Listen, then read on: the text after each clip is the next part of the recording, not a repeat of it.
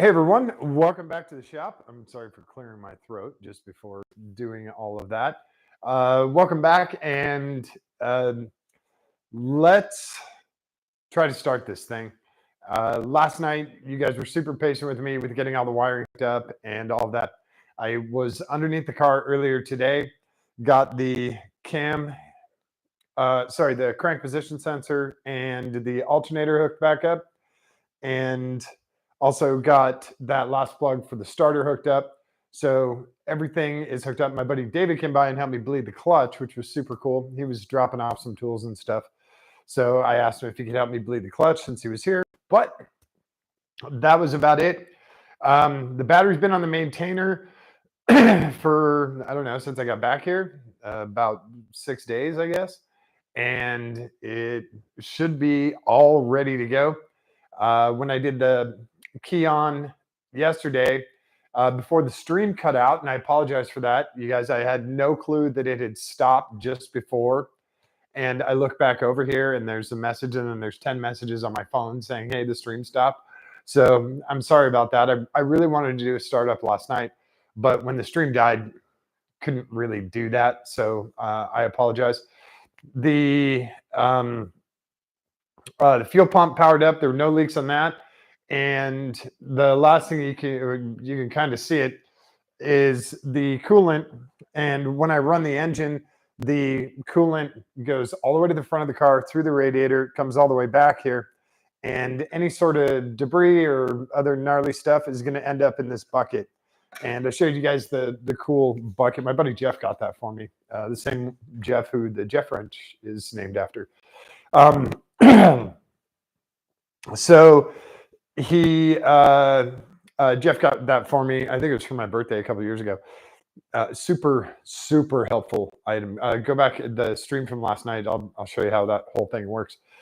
And so when the coolant comes through, it's going to have all the other crap that's in those lines come up through and hopefully stay in the bucket. And then we'll clean out. And I keep doing this, and now all the stars go. So I apologize. I'll just keep my arms like I got to keep my thumbs in, because if I do my thumb out like this, it does a thumbs up. Yeah, there goes. Okay. Sorry. So weird. We don't run coolant in the car. We run distilled water because at the track you have to run distilled water. Coolant has glycol in it, and it's very slippery and can cause accidents if you blow your engine up or your radiator or hose or something. You just send all this slippery material out on the track, and it's bad. So we run distilled water. You can also get stuff called water wetter, which helps. And VP makes V as in victory, P as in Paul. Fuels, they make really great coolant, but it's very expensive. And eventually I'd like to run that. It's great apparently for iron blocks, and it drops temps like a lot, like 50%. So, and it's not glycol based, so you can use it at the track, but the stuff's very expensive. And this car takes a lot of water or a lot of coolant because it does travel the length of the car. So if it was just engine with a radiator and maybe 2 gallons, 2.5 gallons, it would be different. But when you're running like 6 gallons, it's a lot. So we got everything hooked up today. I didn't see any leaks aside from the clutch, which obviously got repaired. And I didn't see any other leaks from the water or fuel lines or anything else.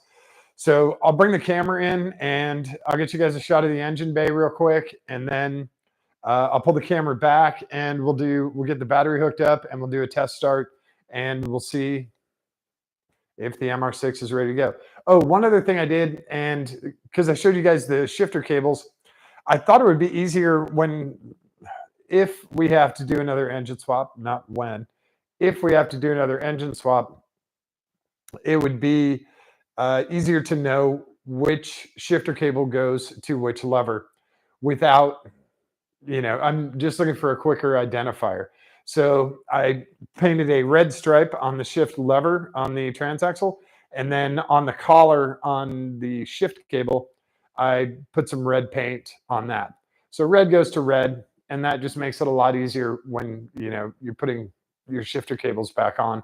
I figured that way we know exactly, you're not accidentally going from second to reverse or whatever it is, second to neutral. It makes it easier putting those shifter cables back on. So give me a second to where the hell did it go? I just had it. Oh, of course I just had it. Give me a second to move you guys around. I'll show you some of the stuff in the car, in the engine bay that I did, and then we'll zoom back and start the car. I think. I hope everything's hooked up, so there's no reason it shouldn't. It's got oil in it. It's got coolant in it. It's got fuel. So hang on.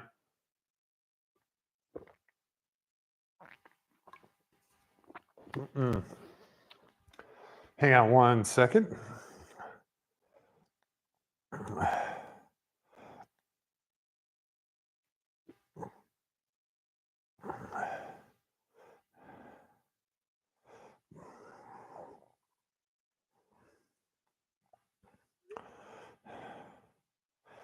Okay, so let me move this. I'm going to move you guys.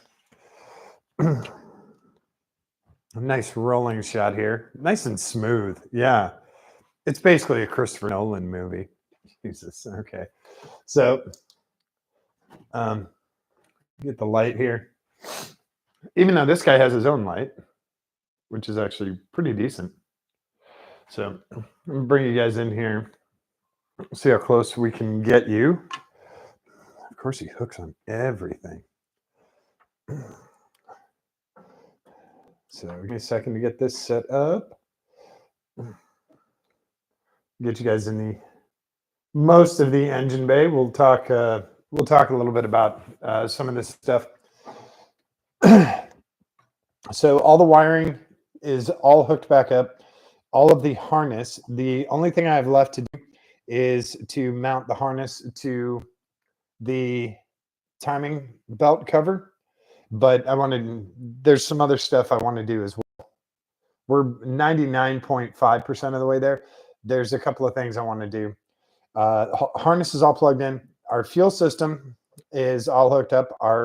This is our fuel in. This is our fuel out. Fuel pressure regulator. And then our fuel damper is down here. Throttle body works great. We have our accelerator cable hooked back up. And I know this looks weird and is kind of bent funny. That's because he was originally formed with the other throttle body that originally came with the 4AGE. So just kind of left it. He works great. He floats out here in the breeze. He's got a support on the back of the block. And he works awesome. We can also still run cruise control on this if we really wanted to. Maybe someday. Our throttle position sensor got replaced. I took the one off the other intake plenum and replaced it here. And all the rest of our wiring got hooked up down here, which I'll show you guys. If I can get the camera down here. It's a little hard because it wants to fall over. So all our starters hooked back up. All of our transaxle stuff is hooked back up. Our MAF and our igniter. And this is just the bracket for the igniter. And he just kind of hangs out in the breeze like that.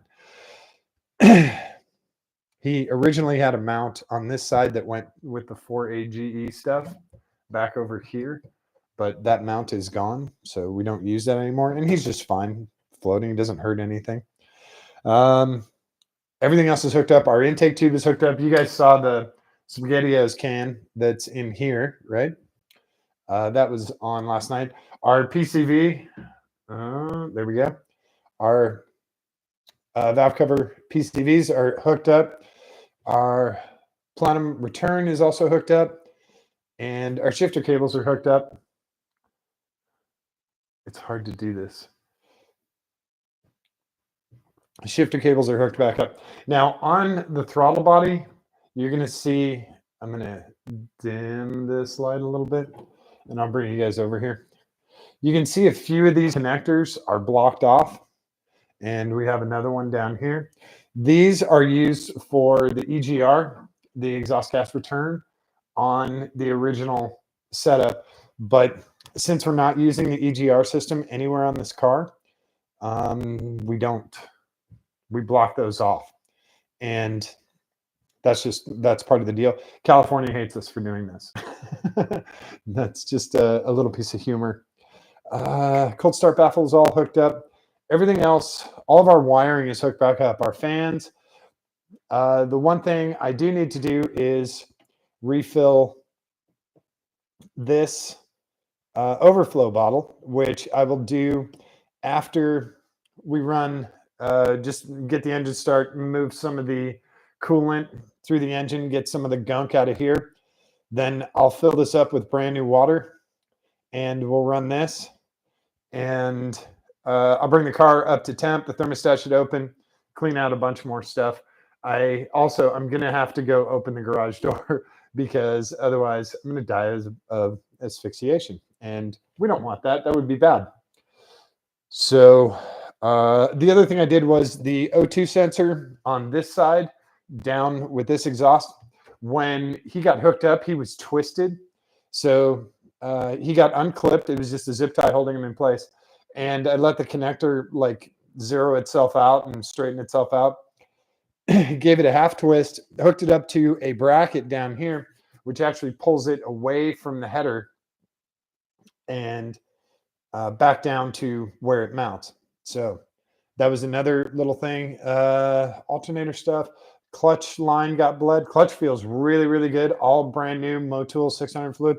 Just, they don't pay me a dime, but I'm going to let you guys know what I run in all of the cars. I run Motul 600. I have a case of it over there. This dollar for dollar best fluid you can get. Brake fluid, clutch fluid, that's the stuff I use in my shop. And like I said, they don't pay me a dime. They haven't given me a free sticker, nothing. So, hey, Liz. I think we are all hooked up. Our coolant lines got all hooked up. There's no leaking out of those, which is great. The one thing that I do still have loose, and I was talking about that 0.5%, the engine mount over here on this side, I'll bring you guys down here and you can take a look. You can see that bolt. He is not totally tight. And we have an engine mount over on this side. He's under the coolant tank, under the overflow tank back there. Did I turn this up or turn it down? It's kind of hard to see. You can see him over there, sort of. He is also not torqued down. Now, Kev, why the hell didn't you torque down the engine mounts? Hang on, let me bring you guys back up here. Sorry, that's my hand. This is hard. I don't know how you guys did those Zoom meetings over COVID. And this camera takes a little while to focus. So, oh, of course, it's going to get a shot of my nipple screen. So, the engine mounts on the sides are mainly for the vertical. They do a lot more. They do also torque left and right. But I've left those two engine mounts they're basically just finger tight right now. The car will drive it around, not very hard, but we'll drive the car and we'll get some torque through the engine. This way, those mounts will sort of settle in place in a zero position. Then I'll come back in here. We're going to recheck all the fluids. We're going to do an oil change on the car. And those mounts will get tightened up. This way, it gives the engine and transaxle a chance to sort of settle because this engine's never been in this car. So when it's balanced really nicely and everything, but it's just one of those weird ticks in my head where I want the engine to settle versus having to fight those mounts and work those mounts even harder. Let the engine settle where it gets to kind of a zero or like a level playing field, and then crank them down. Hopefully we get a smoother driving car. That's totally my theory on that. I have no idea if it works or anything like that. God, I hate looking at this dent. That's a hit. It's a hit at like almost 60 miles an hour. That is it. All of our ECU is plugged back in. The only thing we have unplugged is the stuff for the automatic transmission, which obviously we don't have. And that's the other 0.5%. I need to put the covers back on, the engine cover and the trunk cover, but those are very simple. Those are 4 bolts for each. Just need to make sure this guy and this guy line up. And I think that's about it. So I'm going to move the camera and I'll show you guys. I'm just going to hook up the battery and then I'll bring you guys in with me and we'll start the car. Sound good? All right. So let me get you a slightly better shot here. Maybe. We'll see. Yeah, maybe. There's kind of a full shot of the car. And I do have the car off the ground, just in case any weirdness.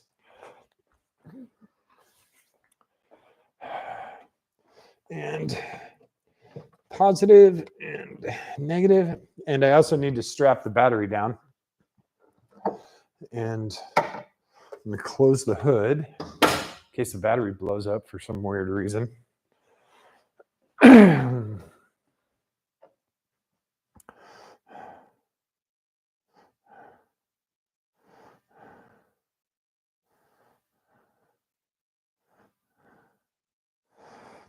I just got funny messages. Okay. People are funny. Whoa. All right. I'm going to have you guys watch this. If you see anything explode, send me a message, okay? Because I can't say anything. I'll be watching from the back.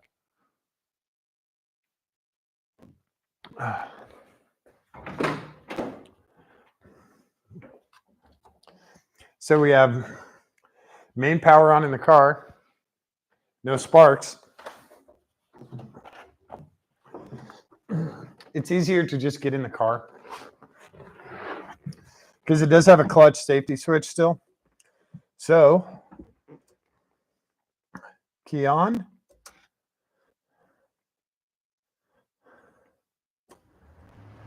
Fans kick on. And I heard the fuel pump kick on here. So, let's go.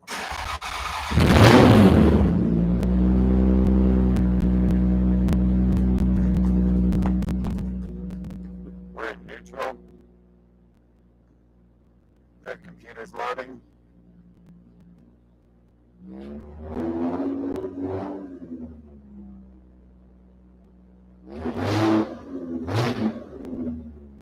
Damn, this thing sounds good.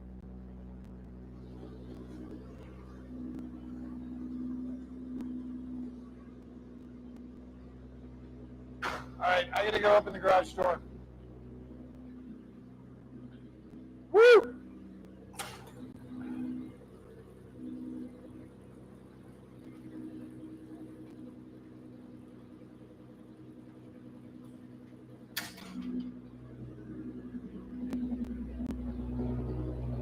All right. Yeah, it's blowing out a few little bubbles here. So I'm going to let this come up to temp.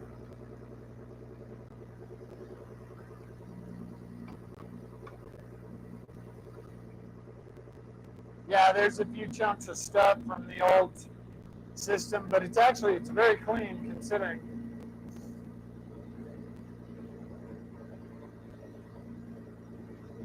So yeah, there's still a bunch of air in the line that's getting pushed through. And then once the thermostat opens, we should get another little chunk of bubbles.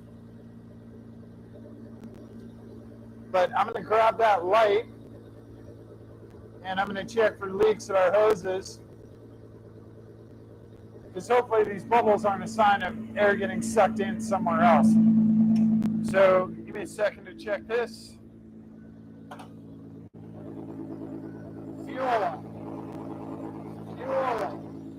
Fuel lines are clear. Coolant line is clear. Coolant line is clear. Totally dry underneath it.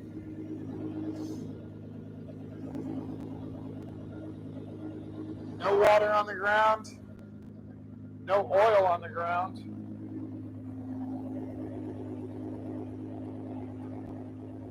No water on the ground here.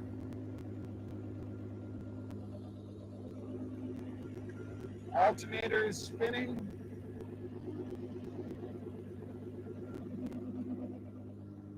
This car is in fantastic shape.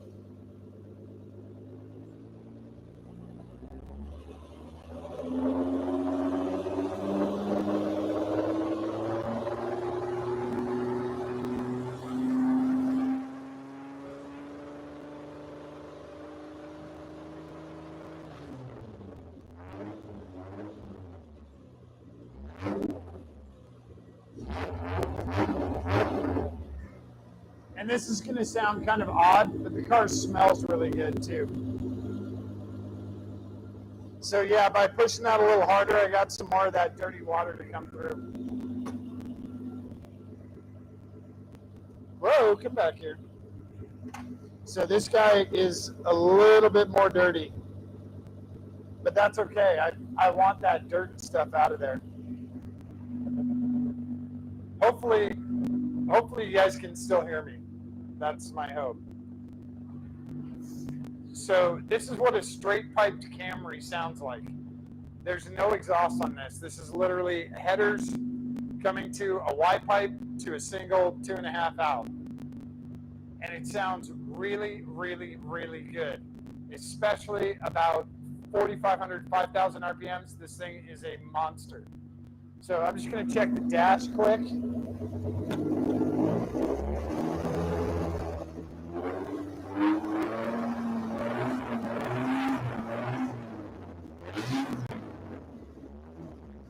The dash works great. We have great oil pressure at 48 psi,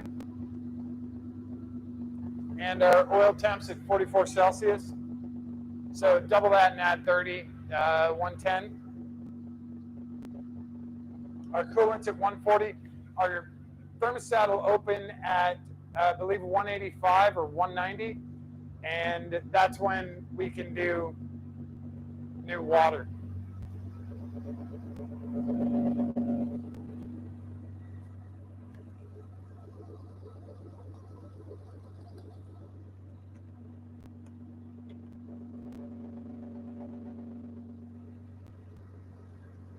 This is getting a little cloudy and a little brown, but that's okay.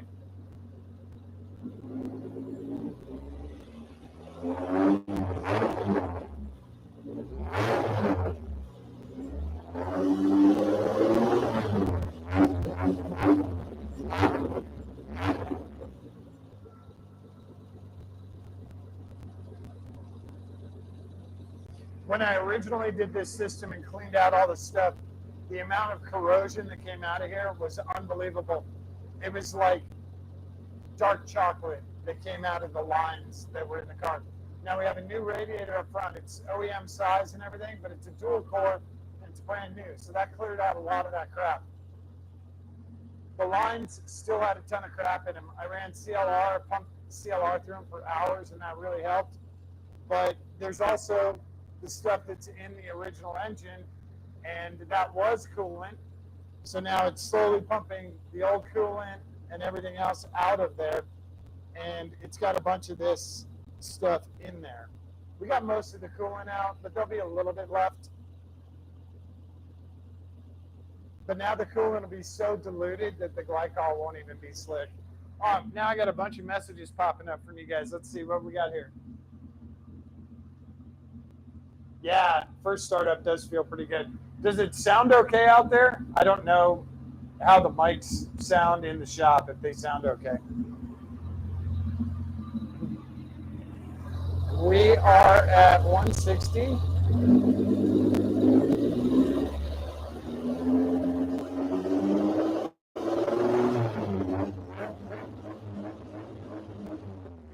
And I can tell we're getting warm because our breather, I don't know if you guys can see the little bit of smoke coming off the breather. That's a good thing.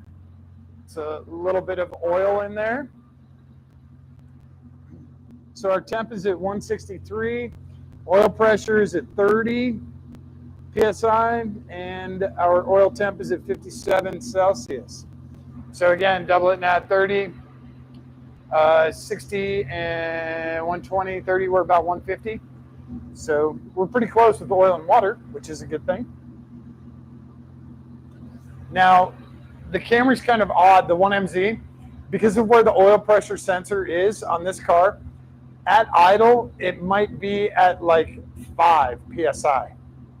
So you can be heading into a turn and, heading into a braking zone, push in the clutch, and you can watch the oil pressure go to like 5. And you're like, oh shit, I lost all oil pressure, the engine's gonna blow up. It actually still has oil. That's just how that pressure gauge works and the location of the pressure gauge. If we wanted a different setup, we would have to move the pressure gauge, the sensor somewhere else to read oil pressure from somewhere else in the engine. But we just need to keep in our head that when you dump the clutch in and it goes to idle or idle temperature, it's not under load, that the oil pressure is going to drop. You just need to remember that stuff. When you rev, can hear, otherwise not too loud with engine sounds. Okay, cool. We're at 172, and our oil pressure's at 23, 22, and our temps at 62 Celsius. I wish I could change the Celsius and degrees, but it's all right. What we want it oil temp to be is at about, it needs to be under 90. 90 centigrade is a good oil temp. Yeah, this is getting darker. It's getting more dirt.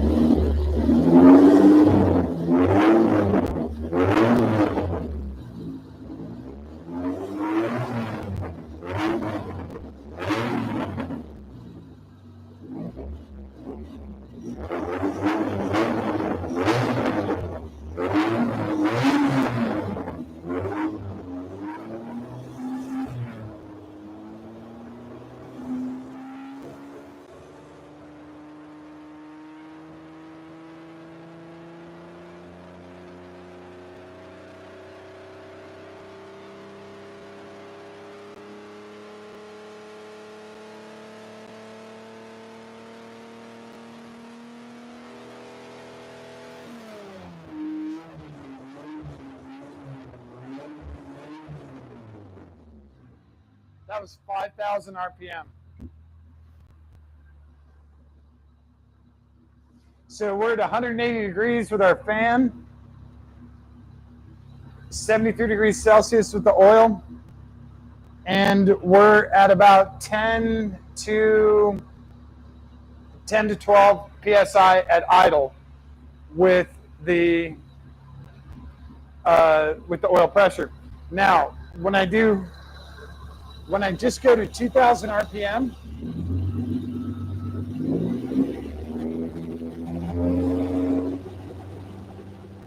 so there's 2,000 RPM. When I'm at 2,000 RPM, I'm at 60 PSI for oil pressure. So like I said, when it's under load, we have great oil pressure. But when you dump that clutch in and it goes to idle, it drops the oil pressure. Just that's how it works. It works off of load. So that's just how the 1MZ is. There's other ways around that. You can run an AccuSump system, which is not a bad idea for this. Excuse me. Not a bad idea for this, but they're about $1,000. Maybe one day. We're going to do some oil pan baffling in this to help with oil slosh and all of that stuff. That'll help us keep oil in the little, it's a very small spot for the oil to pick up. It's about the size of a Whopper. And when the oil sloshes all around, it doesn't go to that pickup tube, that's when bad shit happens. So we're going to try and keep the oil in that little area. But right now, this thing actually, I hate to say it, it runs as smooth as the one that Nate and I built. This engine has 200,000 miles on it. No shit. Perfect Toyota maintenance. So we are at temp, we're at 181. And I can test the heater real quick.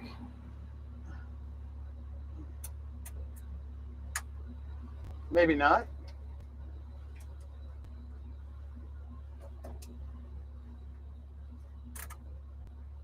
Oh, maybe.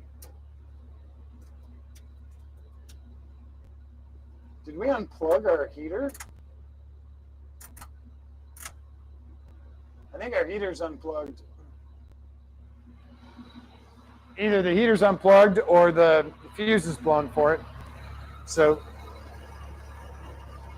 put that on the list. We have to check the heater. This car stays pretty much up north, and where we race it, there's usually colder conditions. So we have the heater mainly for defrost. But I'll tell you what, man, December in Atlanta, that heater felt pretty good in the rain. So yeah, this is about the color of Diet Coke right now. It's kind of gross. It's actually the color of Yoo-hoo. If you guys know what Yoo-hoo is. So our fans are running full time. So it's going to keep us about 180, 190. Oil temp is actually dropped. We're at 77 now. Well, no, that's right. That's 200, right? So, and our oil pressure is at between 9 and 10. So this car is officially warmed up, and it's running great.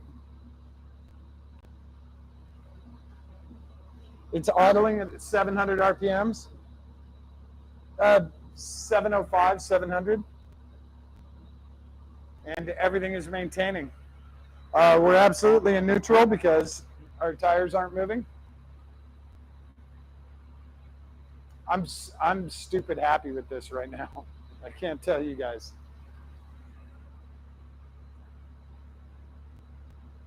All right. You guys like it? Everyone's cool with it?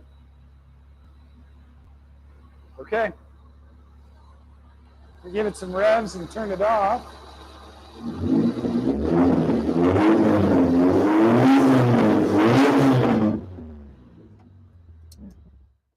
All right. Well, yeah, we'll leave the key out for now. Super happy with that. Did it all by myself except for the clutch bleed, which was obviously, not obviously, but it helps to have a second person. Started right up and no leaks. So it's super smooth. For a 200,000 mile engine, that's unbelievable. And it's untouched. Didn't open it at all. So the only thing I did was replace the valve covers, the intake, fuel rails, and plenum and throttle body. So just the top end stuff. And I mean, I'm stupid happy with this. I'm going to put this plug in here because this stuff is all hot. I'm going to let this cool off. But now this dark stuff can't go back into the engine. I'll pull this out. It'll go over to the sink / recycle bin. It'll get dumped in there. We'll put fresh water in here, probably heat cycle it again, just to get as much of the dark crap out of there. But yeah, everything is in really, really, really good shape. I'm very happy with this car. So now we're ready to, we've got a few things that we still have to do in order to be fully track ready, but we've got a running, driving car, and I'm very, very, very happy with that. I'm going to do a power kill here just to make sure we have all of our power off. The kill switch on the car is right here. I'm not sure if you guys can see that. So, and I apologize. I should have brought you in to show you the dash. The dash is really cool in this car. It's a fully digital dash. So, oh boy, you can, even though the car runs very smooth, it doesn't run rich, it doesn't run lean, you can smell the exhaust. It is pungent in here. The one thing we're going to do is we're getting rid of this seat, this race clip seat. We tried it. It did not work for us. We're probably going to put that race clip seat in the Monza, And we think it's going to work a lot better in the Monza because it's a larger cabin. This is it's a large seat, like size wise, and it has so many brands on it. It says Race Clip, like I think it's 6 different places, 7 different places. It's like by your balls, on your shoulder, behind your helmet. It's everywhere. It says Race Clip on there. I'm surprised they didn't do like a Race Clip weave for the whole thing. Anyway, we're going to put it in the Monza, and that's going to work better. We're going to get a much nicer seat for this car. It's going to be about the same size, so it's going to fit, 6 foot, 190 people, no problem. But you'll be able to strap in a little tighter, and your shoulders, like for me, I don't have, like super wide shoulders, but with this, I had to sit kind of at an angle because it was bringing one shoulder in too far. So the new seat's it's designed a lot different. I believe it was made by OMP. I think Brian found an OMP one. It's going to work really well. We got to try it out at, where were we? I think we were at Pit Race. One of the other teams had one, and it was great. So we're going to try that one out. It's twice the price of the Race Clip. So that's why. If you want to spend a lot of money on cars, get into racing. Trust me. Trust me. This according to Lemon's rules, is $151. According to all of the receipts, here, I'll show you. So this is the red book, and this has all the receipts and stuff for this car, according to this book. And this has also all the notes of everything that was done to the car and all the dates.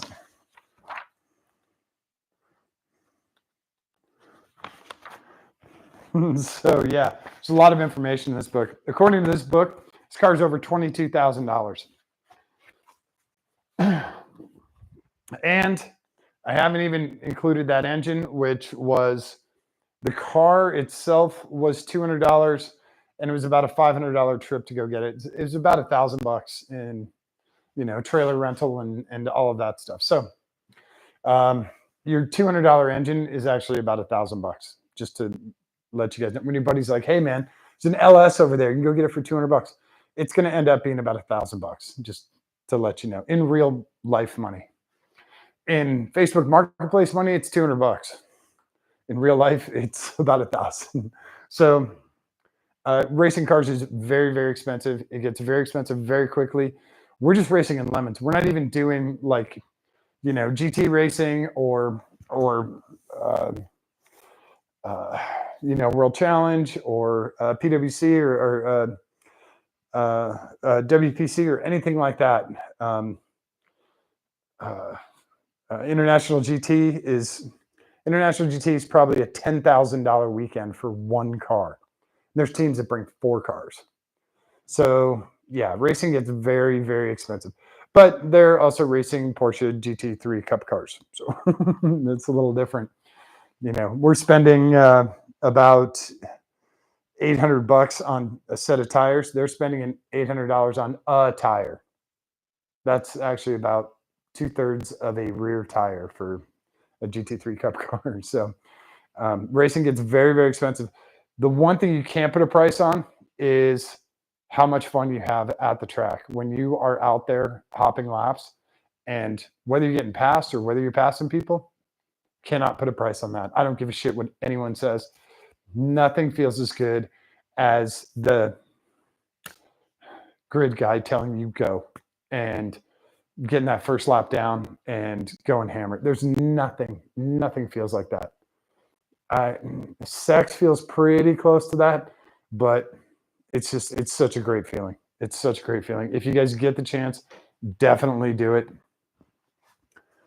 There's tons of opportunities out there.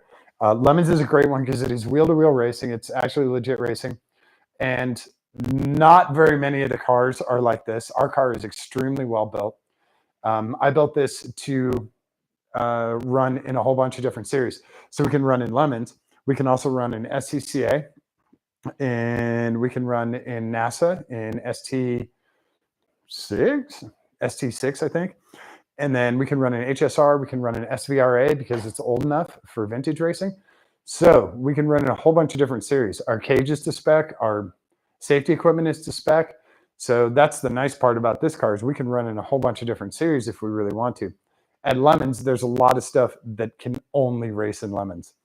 When you see a PT Cruiser with 4 eBay turbos on it, individual per cylinder, yeah, they haven't done the compound yet. I'm waiting for that one. But it had like a Pikes Peak hill climb front front splitter on it and this gigantic arrow on the back, and it had 4 little tiny like TD02s, 1 per cylinder. It was amazing. So that's what you see at Lemons, and that's what a lot of those cars are. They're put together with hope and dreams, some bubble gum, a couple pieces of duct tape, and these guys go out and they run them until they blow up, and they bring them back in. They try and fix them and go out and run them some more. Not very many cars are like this in Class A. We're in Class A because we have a nice car like this. Most of the cars are in Class B or Class C. Majority of the cars. So we're up against the big boys, and that's fine with me. I'd rather be in the middle of the pack at the big boys than the top of the pack in Class B. That's me. That's how I operate. So if you guys get a chance, definitely Lemons is worth it. It's let's see, for the gear, the helmet, suit, gloves, shoes, underwear, socks, about $1,000, and it's good for about 10 years. So you can race, amortize that. It's about $100 a year, and then finding a drive, like to drive our car, is about $500 a person, and if you want to do one car, it's usually about $2,000 for the weekend for registration. That's why it's $500 a person. And we'll have, with any good fortune, since we have the Monza, we'll have 2 teams. So we'll have, if it's something you guys are looking to do, shoot me a message, send me a text, whatever. We're going to have seats available either in the Monza or in this. The Monza is not as nice. The Monza is true Lemons car. We're not painting it. We're not doing anything. We're keeping it very simple, V6, 4-speed, new tires, new brake pads. That's what we're doing on that car. Everything else is pretty much going to stay the same. This car, we have really nice G-lock pads. We have the super duper brake kit on the back, super duper big ass Lexus brakes up front. We have an awesome brake bias system that Brian DePaul did. We have a big ass V6 in here. We have 2,400 pounds, 240 horsepower. It's set up, with BC coils all the way around. Brian DePaul absolutely dialed those in at Pit Race. They're so nice now. This car handles really well. So yeah, that's the difference. But it's the same price. It's about $500 a person to go racing. It's worth it. Trust me, worth it. What else we got? All the happy joy feelings. Oh, I see what you did there, Liz. That's very funny. Yeah, really funny. God, that's just going to haunt me forever. It's going to haunt Taryn more. It's so awful to have that speaker cranking and just that stupid ass song. God, and you have it for an hour and it's just on repeat. Oh, it's one of those you're like, please let the battery die in my car so that I don't have to listen to this thing. Oh, it's just awful. Anyway, those guys were really fun. They were super cool. They had a good time with it, and they haven't used that penalty in a long time. It's been years since they used that. So glad we got it. Taryn's pretty traumatized by that too, but he's still going to come racing with us. Katie's going to come racing with us. My friend Scott Brixey, he's absolutely on his way to come racing. I'm guessing Brixey's I'm going to say he's going to sign up with us for Road Atlanta because he's got a whole bunch of other stuff going on. So I'm guessing he's going to go Road Atlanta. He might possibly an earlier race. So, but yeah, we'll be back at Road Atlanta with this car. You know what? I guess I could put the trunk on with you guys. Do you guys want to watch me put the trunk on? Is that thrilling at all in any way? We get all the garbage out of here. Old bracket, old zip ties.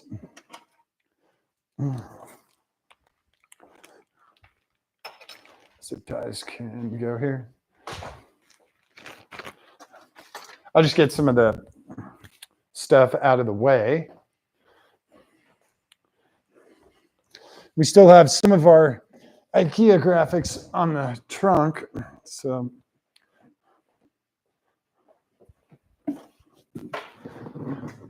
what's nice is the trunk doesn't weigh very much. And like I said, whoops. I'll bring you guys over here so you can kind of see. There we go. It's just 4 10-millimeter bolts. They're actually 6-millimeter, but the heads are 10-millimeter. Set him there.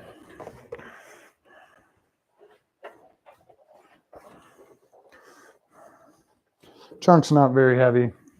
These are just obnoxious pieces.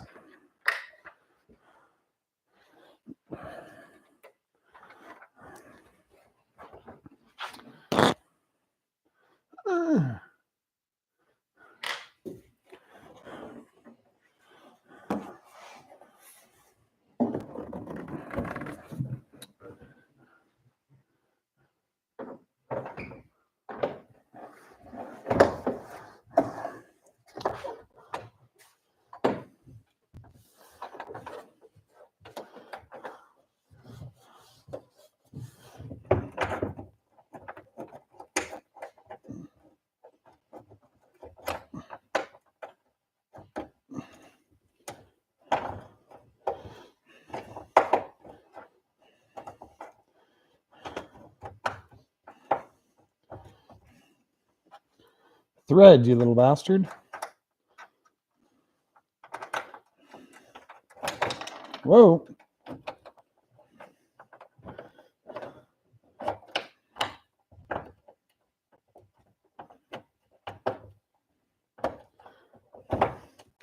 This is really hard to do with your arm. That's better. And I really do need a socket because I can't get my finger in there.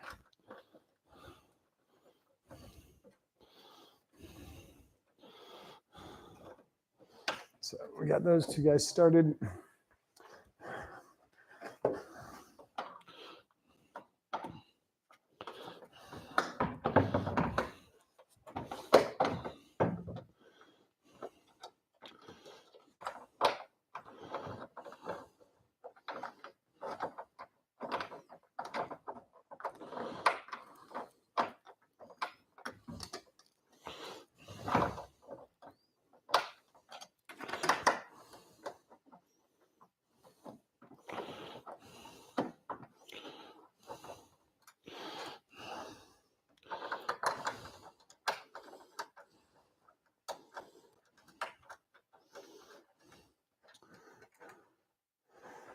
Now, the other fun part is he's going to stay right there just for a second.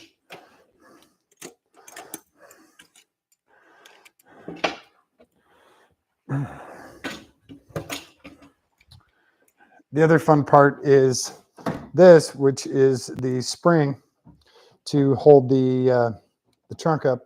So we'll get this guy tightened up.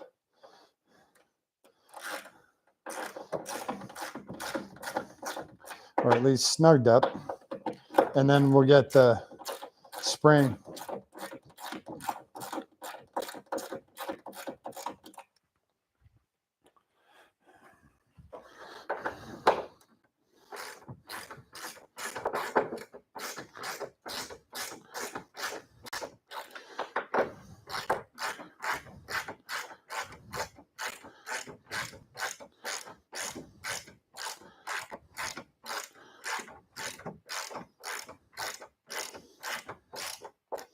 It's not stripped out. He's just got a long way to go. And again, I'm just going to do these guys snug. I know they're going to match up because I have the witness marks. But I'm going to give him a half turn loose. Just so if I need to shift anything, I can.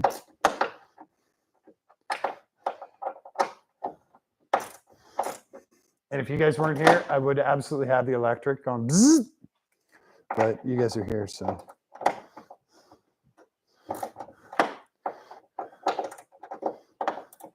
And I don't need the deep well, but that was the first 10 that I grabbed. So now our trunk lid's up, and he's going to stay right there. Of course, he's a 12. And these two guys are 10s. And I'll bring you guys a little bit closer just so you can see the clock spring and how that works on the trunk lid. Can you see that clock spring here? Maybe. You can see the clock spring in the back here. And this guy comes up and he helps keep the trunk open. He helps spring it open, and then he helps keep it open. So do a couple of things here.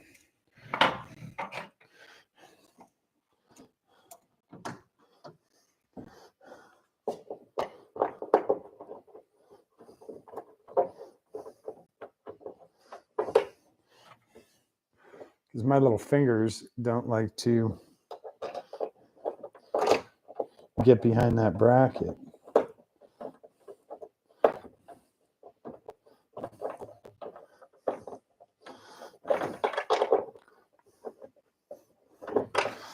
So now we have our other mount bolt down here.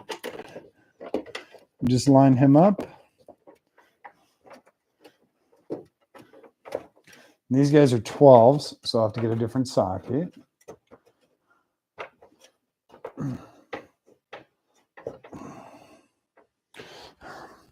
But again, I'm going to give this guy a crank down.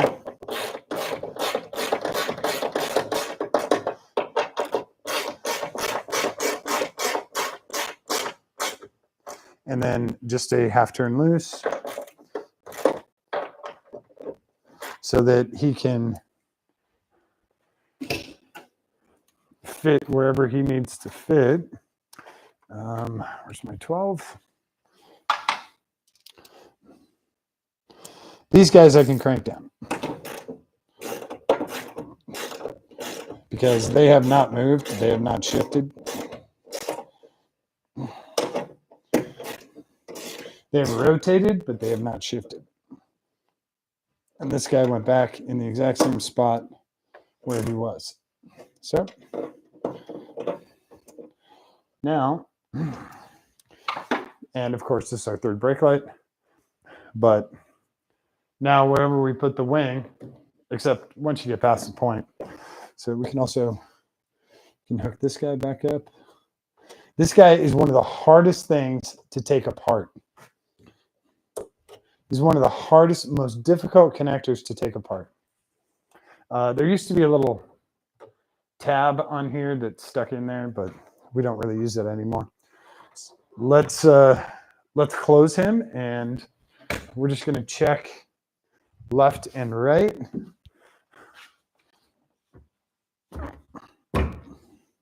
Seems to be pretty damn close. And we'll see if he locks. Oh, this is tripped. So I need to unlock that. Spare Toyota keys. Oh, spare Toyota key. Right here. I think this is the one. I've had a few of the cars. Here's one.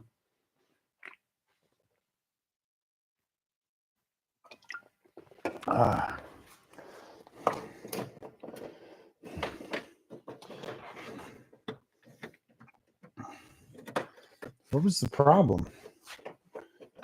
There he goes. Okay.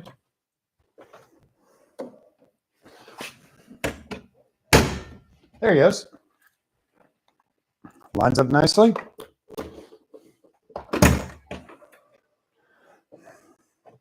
Opens perfectly.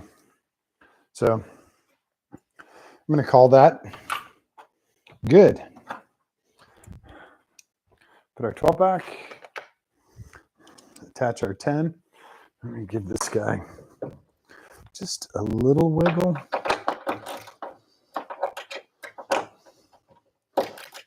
Oh, now that he's in place, I can't use the D10. Damn it. Okay.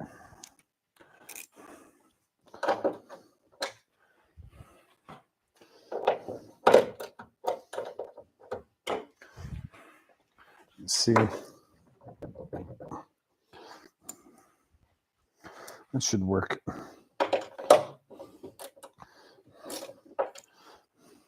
Actually, I've got a good way to make that work.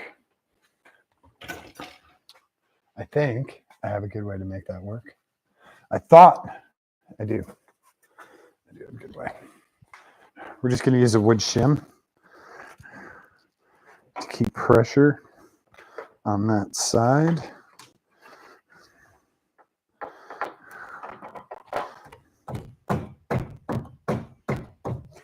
That way it's pushing it that direction while we tighten this up. There we go.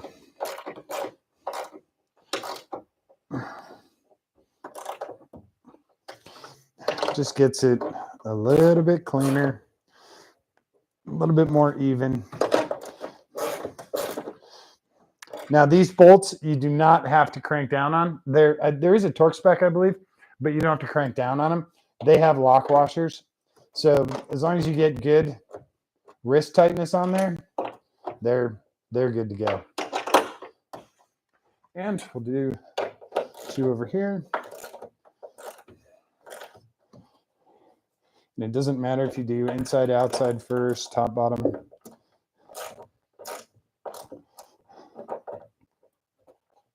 It's just at such a weird angle.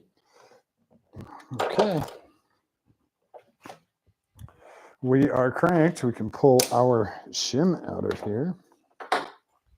You got a little bit on there. Wood shims are very handy in the shop. Oh, take our key out. Random zip tie. You know, there was something in the bottom down there. I don't remember what it was, but there was something that got left in the trunk, and it was just kind of floating around. It was something for the car, obviously, but there we go.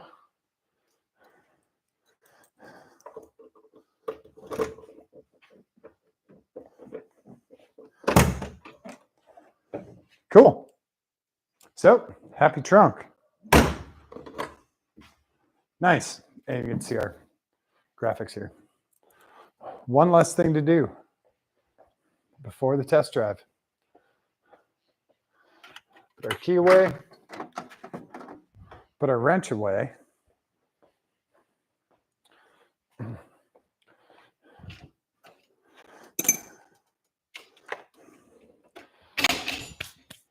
And I'm going to wheel you guys back over here. So, whoa, of course everything moves.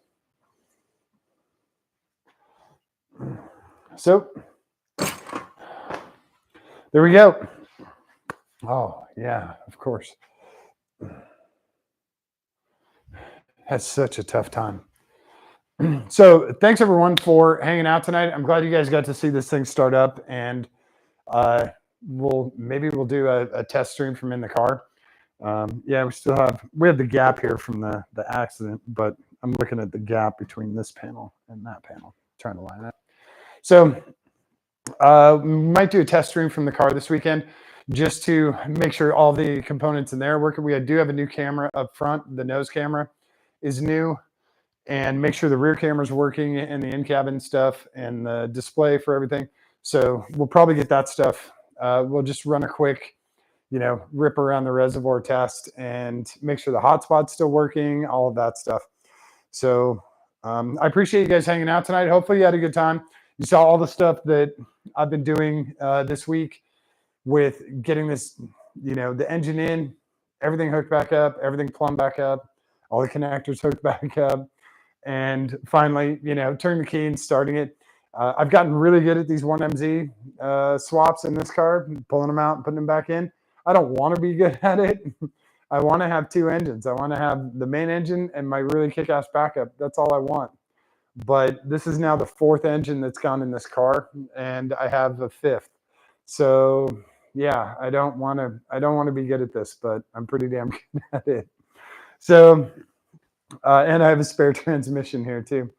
I appreciate you guys hanging out. Hopefully you've enjoyed this. If there's something else you want to see on this car, front suspension, rear suspension, how more detail on the shifter cables, whatever, shoot me a message. I'm happy to help out. I'll show you cool stuff on this car. If there's another car you want to see, happy to do that. It might be in Florida though, and again, I can go into detail down there. I don't have a lift down in Florida yet, so we'll do as much as we can here, do as much as we can there, and I'll bring you guys, as many cool cars as I can, and trucks, motorcycles. What else? Maybe a pontoon boat. Who knows? We'll have some fun with stuff. So yeah, thanks again, everyone, for hanging out tonight. I really appreciate it. Staying up late. I know it's late for everyone, but I'm super excited about this. Everything went together pretty painlessly. A couple of things I did have to change that O2 wire, and actually that's kind of the only thing I had to change. We have very clean fluid, so the car's in very, very good shape. I got very lucky with this engine. Brian Hammond scored a kick-ass engine from Michigan. The body of the car was terrible, totally rusted out. The engine, fantastic. Absolutely dead nuts. It actually had better compression than the factory after 200,000 miles. This engine has 200,000 miles on it in Michigan, in a Camry. So yeah, actually it was a Solara. So thanks again, you guys, for hanging out tonight. I appreciate it. We'll do more live streaming this weekend. We've got Brixie's Bussin' Burgers on Saturday afternoon. So I may just fire this up and just let it roll as people come in and out of the shop, and you can see who's coming here, and you can say hi to people and they can say hi back. We might go portable, and you guys can say hi to people and people can say hi to everyone there. A lot of the regulars will be here, and I know they'd like to see you guys too. So I appreciate you guys hanging out, and don't forget to show someone that you love them. Give them a kiss on the cheek, give them a kiss on the tip of their nose, hold their hand, give it a squeeze. It's really important for them, but it is far more important for you.